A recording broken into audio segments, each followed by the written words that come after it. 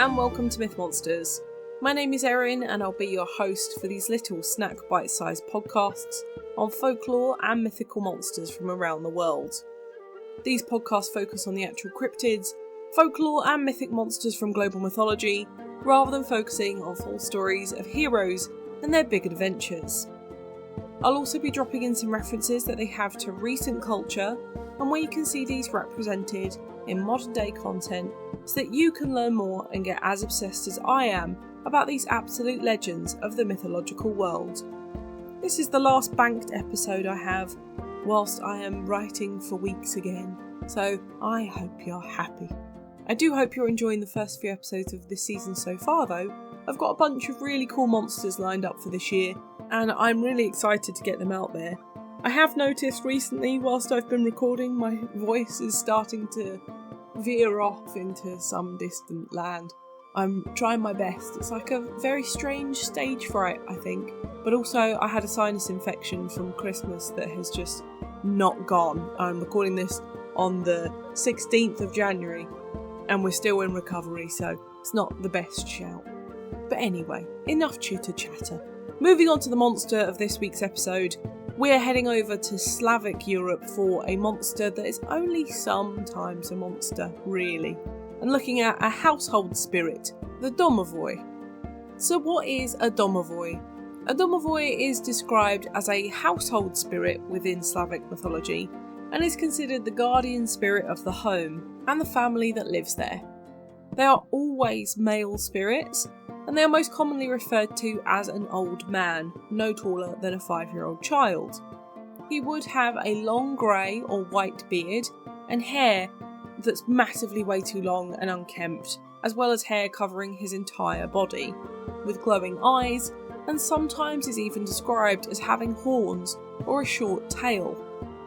In some tellings, they are depicted with features of a household's ancestors, and will sometimes resemble a dead relative or family member, or even the previous master of the house. Domovoy will wear simple peasant clothing like a red shirt, blue belt or a kaftan, much like the people of the time. However, he was also often seen naked, but he would be covered entirely in fur, so I guess you wouldn't see very much. Alongside that, he can also camouflage in shadow, and so you would only see his glowing eyes, and not see anything of him, bar these horrible eyes in the corner of your room. They lived all around ancient Eastern Europe, and every house had one, and often families would take their Domovoy with them if they moved, taking a part of the hearth or soil or ashes from their old house to ensure that they moved across with them. They typically lived inside the fireplace or the hearth of the home, and homeowners were told to avoid disturbing the remains of a fire to ensure their Domovoy would be protected and warm. So why go to all this trouble for these monsters? Well, because their main task was to guard the family, livestock and home from any evil, as well as assisting with day-to-day life of the family and warning them about upcoming danger. They can never go beyond the bounds of the house and never leave the family they are attached to. The Domovoy have a couple of powers to make sure this happens. They protect the household from misfortune, illness, fire, theft and evil spirits, and almost create a kind of spiritual boundary around the house. They also have the power of foresight, which they mostly use to warn the family of certain things coming, which they would do by knocking, showing them certain dreams, crying or pushing on the inhabitants' chests. They can also shapeshift into different animals, such as cats, dogs, horses and cattle, which can interact with the humans, and as the Domovoy in their own form are completely intangible, it's the only way to slightly communicate with them. And lastly, they have a lot of influence over that livestock on the property, as they can ensure their health, safety and fertility, and it is believed that they can communicate fully with them as well. And don't get me wrong, they really did enforce this influence with authority, as they are meant to be respected. So they would enforce respect for elders, cleanliness, hospitality and manners, and when these were done, their power would be increased and the family happier and healthier. But they would only do all of this when the most important thing is given, and the most important thing to Domovoy is respect. You would typically leave out offerings for the Domovoy, such as bread, salt, milk, porridge or leftovers, which highlighted his importance in the family. If this wasn't done, he wouldn't help you with any of these things around the house, and he'd actively work against you. If you disrespected them, they would bring issues into the home, such as breaking things, bringing bad luck, turning your food bad, not letting you sleep, or making animals sick, or harassing them. You could also insult him, but mocking, cursing, or challenging him, or even praying to a Christian god loudly, as he's from pre-Christian Europe, spoiler, is a big way to get him disrespected.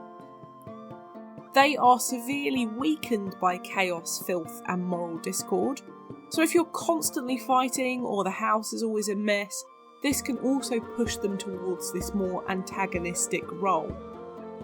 A fun thing to know is that on a specific date, on March 30th, the Domovoy actually always turn malicious from dawn till midnight, and they must be bribed with food, specifically cakes or a pot of stewed grain.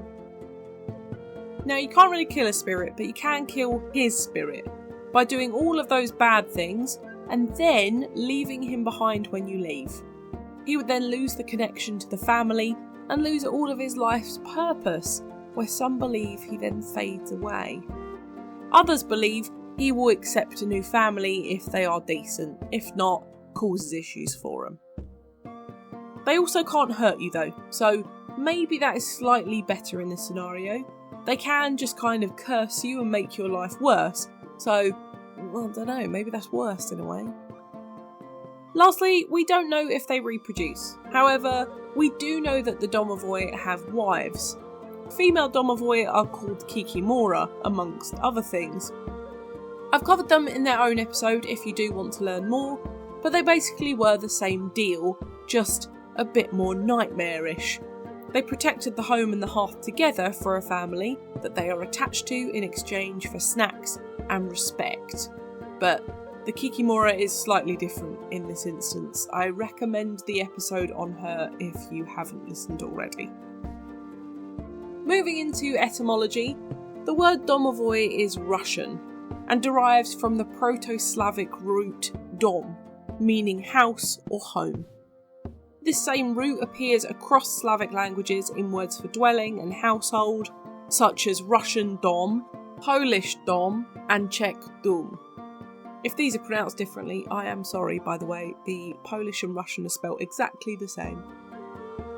The ovoy part of the word means belonging to or associated with. So Domovoy very literally means he who belongs to the house, or the one of the household, which I think is pretty neat. There are a couple of other names in other Slavic languages for this monster, such as Domovoy with an I in Polish, Domovok in Ukrainian, and Domovnik in Czech, all of them stressing domestic belonging for these. Now, on to history. I mentioned earlier that the Domovoy had pre-Christian origins, and we don't have a specific date on that, but we do know that Christianity came into Europe in between the 9th and 12th century, and there was an early Slavic pagan belief that they belonged to. In Slavic paganism, and in most paganism branches actually, the home was considered a sacred living space, inhabited by protective spirits. The hearth was that spiritual heart of the home, and the Domovoy was believed to dwell near it, reinforcing their role as a guardian of the family, with fertility and prosperity for the household, all of which were super important pagan values.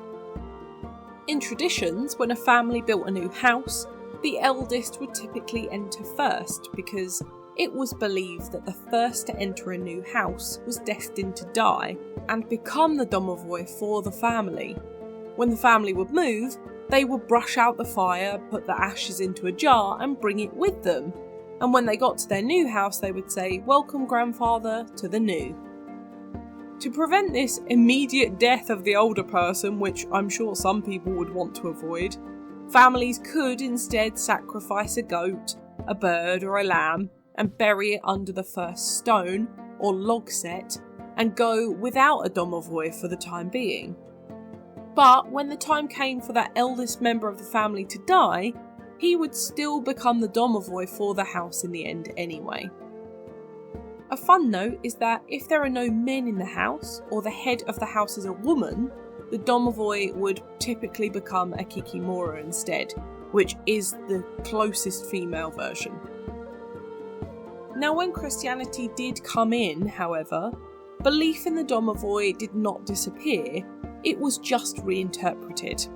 The church very often labelled them a lesser demon or devil, attempting to discourage household spirit worship, and as a result, later folklore sometimes portrays the domovoy with these slightly demonic features, such as the tails and horns that I mentioned earlier, as they believe that there was something to be feared.